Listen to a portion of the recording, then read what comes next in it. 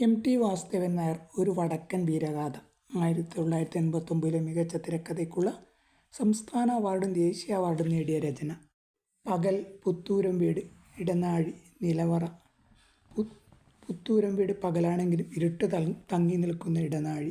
ഇരുണ്ട ഇടനാഴിയിലൂടെ ഒരു കോൽവിളക്കിൻ്റെ വെളിച്ചം അടുത്തേക്ക് വരുന്നു.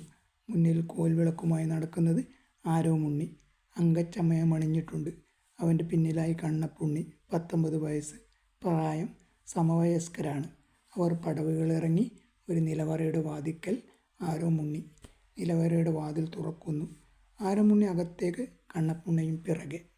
ചെല്ലക്കുടങ്ങളും പെട്ടികളും വെച്ച പുത്തൂരം വീട്ടിലെ നിലവറ. കണ്ണപ്പുണ്ണി ആരോമുണ്ണിയോട്, അച്ഛൻ മരിച്ചതിന് ശേഷം ഈ നിലവറ തുറന്നിട്ടില്ല. ആരോമുണ്ണി: അതും അമ്മ പറഞ്ഞു. അവർ വെളിച്ചത്തിൻ്റെ സഹായത്തോടെ നടന്നു നോക്കുന്നു. അവർ പെട്ടെന്ന് കാണുന്നു. ആരോമുണ്ണി നിശബ്ദനായി വീർപ്പടക്കുന്നു. ചുവന്ന പട്ടിട്ട പീഠത്തിന്മേൽ ചോർചാരി വെച്ച ചോരക്കറ പുരണ്ട കണയിൽ വെച്ച് മുറിഞ്ഞുപോയ ഒരു ചുരിക. അത് വിറയ്ക്കുന്നുണ്ടോ എന്ന് സംശയം തോന്നും. ആരോമുണ്ണി: അമ്മാവൻ്റെ അങ്കച്ചുരിക. കണ്ണപ്പുണ്ണി നിശബ്ദം ശരിവെക്കുന്നു. പിന്നെ ഇരുവരും ചിന്താധീനരാവുന്നു.